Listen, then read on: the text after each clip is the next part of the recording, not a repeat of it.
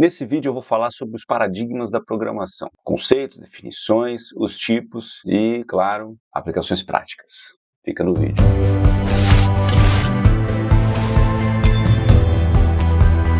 Se você clicou nesse vídeo é porque você se interessa por programação.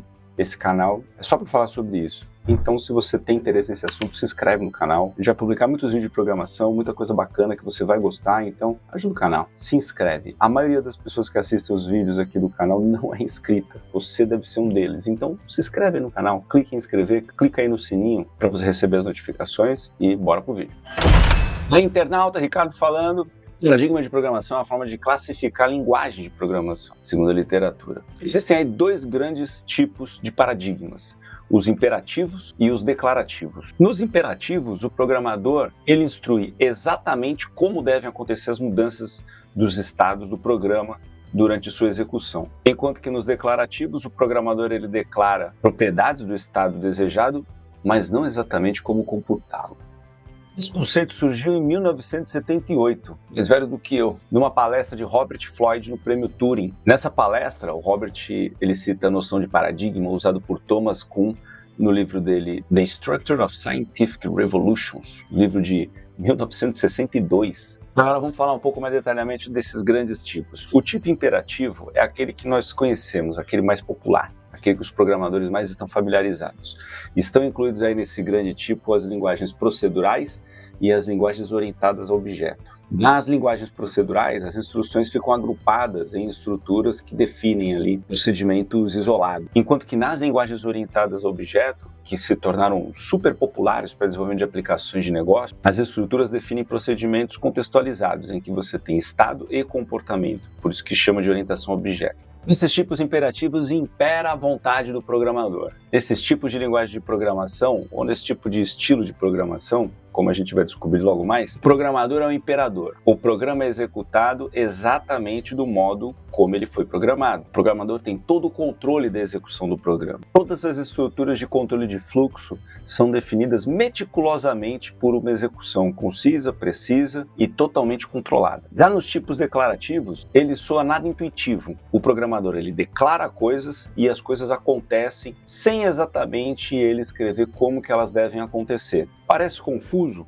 mas imagine um programa que tem uma estrutura declarativa de pequenos objetos espalhados pela memória, simulando um neurônio e formando uma rede neural artificial. O programador então cria uma espécie de algoritmo que define os valores desses neurônios nessa rede, simplesmente informando quais são as entradas e o que se espera da saída. No final desse processo, essa rede neural artificial, ela por conta própria, consegue desenvolver uma forma de chegar até a saída desejada com base na entrada que estimulou. Parece familiar? Já ouviu falar do ChatGPT? Esse é um exemplo de um programa declarativo. O programador ele não executou instruções com controle de fluxo que faz exatamente o que o programa precisa para chegar na saída desejada. O programador apenas declara coisas, estabelece uma forma de correlação entre essas coisas que estão declaradas e ela desenvolve sozinha a sua forma de chegar à conclusão. Entre os tipos declarativos, existem os tipos lógico, que é bem parecido com esse que eu acabei de exemplificar, o funcional, em que o resultado é declarado como o valor de uma série de funções, o matemático, cujo resultado é declarado como solução de um problema de otimização. Um exemplo muito popular é o MATLAB, que é utilizado por matemáticos pelo mundo todo, e o reativo, cujo resultado desejado é declarado com fluxos de dado e propagação de mudança. Parece familiar esse reativo também? Já ouviu falar do negócio chamado React? React, Vue, Angular. Esse tipo de problema do front-end, onde você precisa atualizar o estado de uma variável em vários elementos de uma interface, e isso programaticamente dá muito trabalho de fazer, é facilmente resolvido por esses tipos reativos de programação. Agora, existe uma crítica a esse conceito. Esse conceito é um conceito já meio obsoleto. Vocês viram, 1978. Não que ele esteja errado, mas a realidade naquela época era diferente. Existia um punhado de linguagem, soluções integradas não eram muito comuns, então você tinha pequenas soluções resolvendo problemas mais específicos e as linguagens eram muito segmentadas. Hoje em dia, a realidade é muito diferente.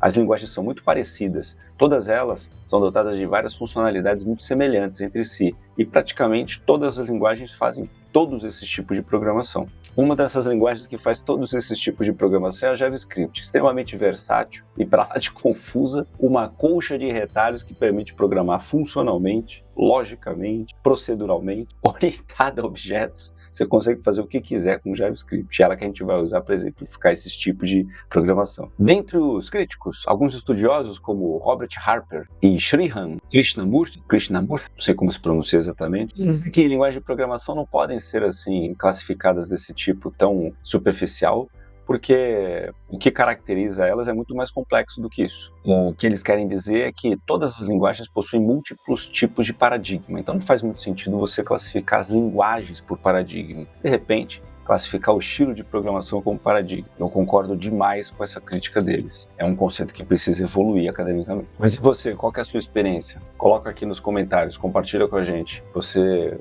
usa que tipo de linguagem, que tipo de paradigma você conhece, com qual que você está habituado a trabalhar? Você concorda com Robert e Sriram? Coloca aí no comentário. E você chegou aqui, gostou, curte o vídeo também, né? Vamos parar de papo furado e vamos uma abordagem mais prática. Deixa eu compartilhar a tela aqui com vocês. E aí eu vou entrar numa ideia gratuita e online chamada Stack Blitz. Se você não conhece Stack Blitz, segue um card com um vídeo explicando o que é Stack Blitz, link na descrição do vídeo também. Entrando no Stack Blitz, em que eu já estou logado com a minha conta aqui do GitHub, eu tenho uma série de projetos que eu posso usar aqui nessa ideia, eu posso criar novos projetos, ela é gratuita para projetos públicos, eu vou criar um projeto de JavaScript. Esse projeto de JavaScript, ele vem com um arquivo JavaScript que pega um elemento e coloca um valor, esse JS Starter, mas eu não vou usar nada disso, eu também não vou usar o arquivo de estilo, então eu posso excluí-lo. Eu também não vou usar o que está agora no HTML, posso apagar, salvo tudo e agora a gente começa. No arquivo HTML, eu começo entrando com a tag HTML e uma tag body também, coloco um H1, coloco um H2 para identificar a aplicação e vou declarar um input cujo ID vai ser input n e que vamos precisar lá no JavaScript. Vamos quebrar uma linha aqui e vamos colocar aqui uma interface para receber o resultado calculado de forma procedural. Vamos colocar um botão com o ID procBTN, vamos colocar um span com o ID procResult. No index.jsp eu invoco o procBTN para declarar o seu evento onClick. Deixa eu recolher um pouquinho aqui e um pouquinho aqui para ter mais espaço. Nessa função que eu apelidei carinhosamente de handler, eu declaro um value para receber o valor do input n, eu declaro uma variável chamada n para receber o valor de value convertido para int, eu declaro uma variável para receber o resultado e inicializo ela com 1. Então eu faço um laço de repetição com uma variável indexadora i que vai de 1 até n. Dentro desse laço de repetição, eu acumulo o valor de res multiplicado por i, de forma que ele vai multiplicar primeiro por 2, guardar o valor 2, depois por 3, guardar o valor 3, depois por 4, guardar o valor 4, e assim por diante, até chegar no valor desejado. Por fim, eu invoco o elemento procResult para colocar o res como um text content dele. Qual vai ser o resultado? Depois de definido o valor, quando eu clico em calc, naquele span que eu coloquei aqui do lado, aparece o valor do resultado. Se eu calculasse o fatorial de 3, aparece aqui o fatorial. Se eu colocasse um valor maior, como 6 ou 7, aparece aqui o fatorial. Vamos ficar em 4, porque eu quero fazer uma depuração desse programa com vocês agora. Eu vou clicar nesse botão para ele abrir esse programa numa janela separada. E agora eu pressiono F12 para abrir as ferramentas de desenvolvedor. Procuro pelo arquivo index.jsp, onde aparece a minha função. Dou zoom para vocês conseguirem ler. E agora eu vou clicar aqui na linha 2 para criar um breakpoint, um ponto de quebra. E aqui uma ressalva e um reforço aí. Como professor, eu vejo que a maioria dos alunos não depuram. Galera, vocês precisam depurar. Aprende a depurar. A depuração é sua melhor amiga. Voltando aqui na ferramenta de depuração, eu criei um breakpoint aqui na linha 2. Significa que quando o programa passar por aqui, ele vai parar e esperar uma ação minha. Vamos ver o que vai acontecer. Eu vou mudar aqui para 4, para a gente ter menos ciclos, menos interações, e clico em call. Repara que o programa está parado aqui. Ele está parado esperando uma ação minha. Eu tenho aqui em cima os controles para executar o programa em diante sem parar. Eu tenho aqui um comando que é o step over, ou F10. Ele vai executar essa linha e parar na próxima linha, aguardando uma nova ação minha. Eu tenho aqui o step into, em que ele faz a mesma coisa, mas se nessa linha tiver uma função, ele entra lá dentro da função. No próximo exemplo a gente vai fazer isso. E além desses comandos que permitem navegar entre o programa, eu tenho aqui um bloco chamado scope e um bloco chamado callStack. Nesse bloco eu tenho variáveis locais, então aparece aqui o n, o res e o value, cujos valores ainda estão indefinidos, mas que o programa sabe que elas vão aparecer por aqui em algum momento, e durante a execução eu consigo acompanhar esses valores e ver o que está acontecendo. Então o que eu vou fazer? Eu vou clicar nesse botão ou pressionar F10, ele vai para a próxima linha. para que o value apareceu aqui valendo 4 como string. Essa instrução da linha 3 vai converter o value para n. Quando eu clico nesse botão, ele passa adiante e aparece o n valendo 4, agora como número inteiro e não como string. Quando eu clico novamente nesse botão, o res aparece aqui valendo 1 e ele para no início do nosso for. O que o nosso for está fazendo? Primeiro declarando o i. Quando eu clico aqui, o i aparece aqui valendo 1 nesse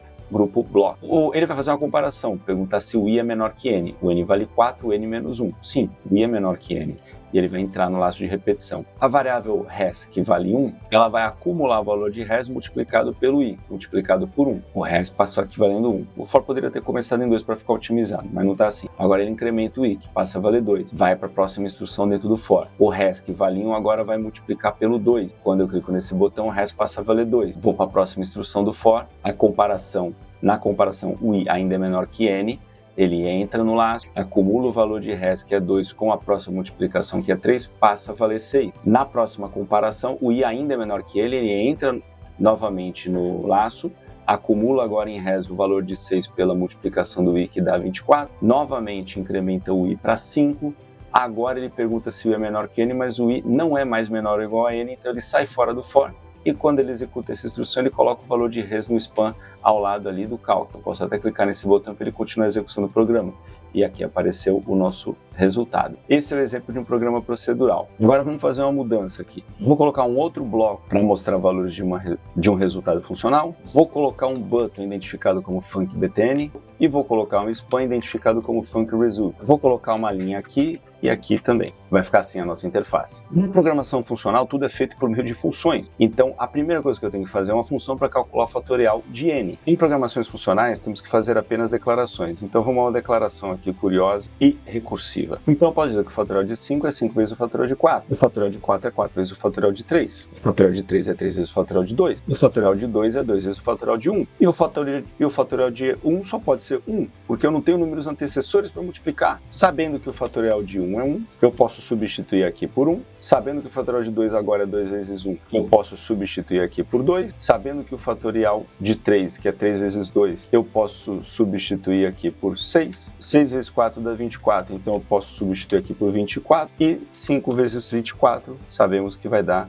120. E como que podemos fazer isso declarativamente? Eu digo que se o n é igual a 1, retorne 1. E se o n não for igual a 1, retorna o fatorial de n menos 1. Ele vai executar exatamente na forma como eu demonstrei aqui em cima. Mas eu preciso fazer o programa que usa essa função. Então eu vou declarar também uma função handler para o funcBTN, leio o value a partir do input n, converto o value para uma variável n do tipo inteiro, e agora eu consigo, invocando a nossa função getFactorial, atribuir o resultado à variável res. Por fim, eu mostro o resultado em funcResult. Percebe que a gente tem o mesmo resultado. Vamos depurar para ver como é que fica. Invoco a ferramenta de desenvolvedor, coloco o meu breakpoint aqui agora na função handler do funcBTN, e quando eu clico nesse botão, o programa vai parar ali na linha 17. E agora eu vou apertar esse F10 para ele ir para a próxima instrução. Ele lê o value, deixa eu recolher isso aqui, ele lê o value que está valendo 5 aqui, depois ele converte o value para uma variável inteira do tipo 5, porque aqui no value ele está como string, e agora eu não posso dar F10, porque eu quero entrar dentro da getFactorial. Se eu der F10, ele simplesmente vai executar e mostrar o resultado 120, sem mostrar o procedimento completo. Então vou dar um play aqui para continuar e novamente clicar nesse botão.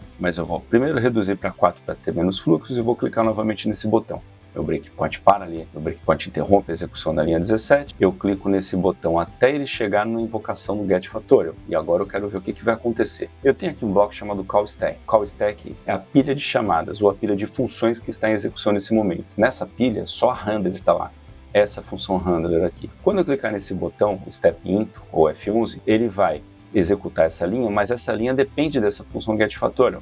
Então ele vai pular para dentro da função getFactorial. O que a função getFactorial está perguntando? Se o n, que vale 4, é igual a 1. Não é. Então quando eu clicar aqui nesse botão, ele vai para o else. O que o else está fazendo? Ele está retornando o n, que vale 4, vezes o getFactorial de n menos 1, que vai ser 3. Olha o que vai acontecer agora. Repara que aqui no callStack, além do handler, tem na pilha, acima agora na pilha, o getFactorial. E eu consigo navegar entre as funções do meu depurador, né? Quando eu clico nesse botão, ele cai aqui na linha 11, mas para uma outra invocação do getFactorial em que o n vale 3. Olha só, aqui o n vale 3, aqui o n vale 4. Repara aqui, ó. Aqui vale 4, aqui vale 3. E ele empilhou mais uma chamada da função. O 3 ainda não é 1, então ele cai no else e executa novamente o getFactorial de n-1, que vai ser 2 vezes o 3. Repara que ele põe uma outra função na pilha, uma outra getFactorial na pilha, o n está aqui valendo 2, 2 ainda não é igual a 1. Quando eu clico aqui, ele vai para o else, e o else vai invocar novamente o getFactorial para n-1, que agora será 1. E olha o que acontece. Nova função na pilha. Aqui valendo 1, aqui valendo 2, aqui valendo 3, aqui valendo 4. Agora o n vale 1. n é igual a 1.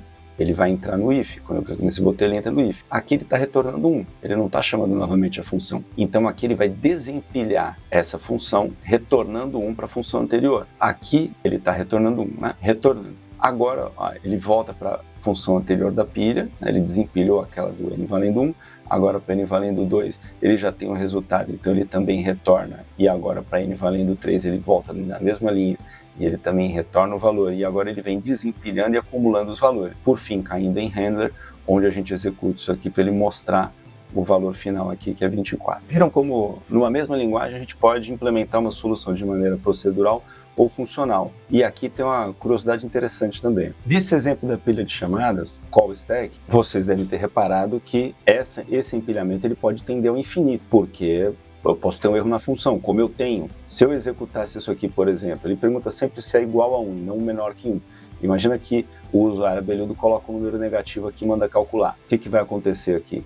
Eu vou executando passo a passo. Olha o getFactorial, subindo para sempre. Por quê? Porque ele está decrementando o n a cada nova chamada, né? n-1. Então ele vai para -2, depois para -3, depois para -4. Ele nunca vai entrar nesse if que interrompe a execução da função. Quando eu executo de uma vez, ele vai dar isso aqui, ó, Maximum Call Stack Size Exceeded, ou estouro de pilha. Adivinha o que quer dizer estouro de pilha? Stack Overflow. Reconhece? O site mais famoso dos programadores, o Stack Overflow, é justamente esse tipo de problema que uma execução funcional mal feita pode dar. E aí você poderia falar, mas é fácil de resolver. É só colocar aqui um menor ou igual a 1. E é mesmo. O menor ou igual a 1 evitaria o estouro de pilha nesse caso. Vou colocar esse aqui, -1, clique em call, que está resolvido.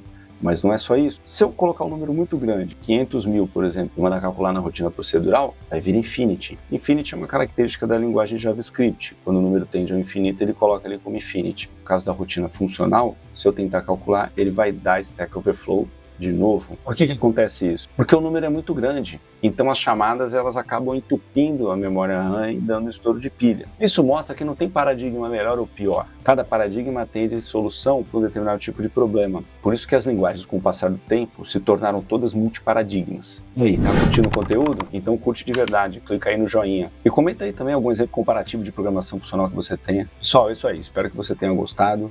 Se gostou mesmo de verdade, curte, comenta, compartilha e não se esquece de se inscrever no canal. O canal tem aí mais de 80% das pessoas que assistem os nossos vídeos não é inscrito, então você provavelmente não está inscrito. Mana, se inscreve aí no canal. Ajuda o canal a crescer, o canal está começando, ajuda a gente também a chegar a mais pessoas que, como você, gostam de programação.